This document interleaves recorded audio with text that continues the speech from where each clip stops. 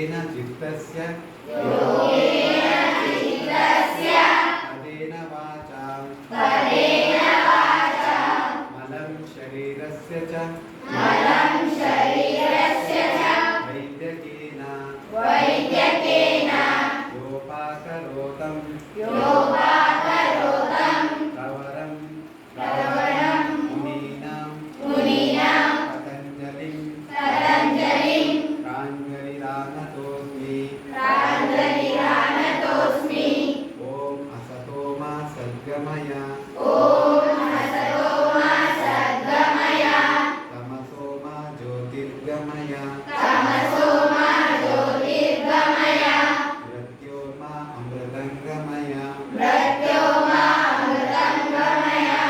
ॐ शान्ति शान्ति शान्तिः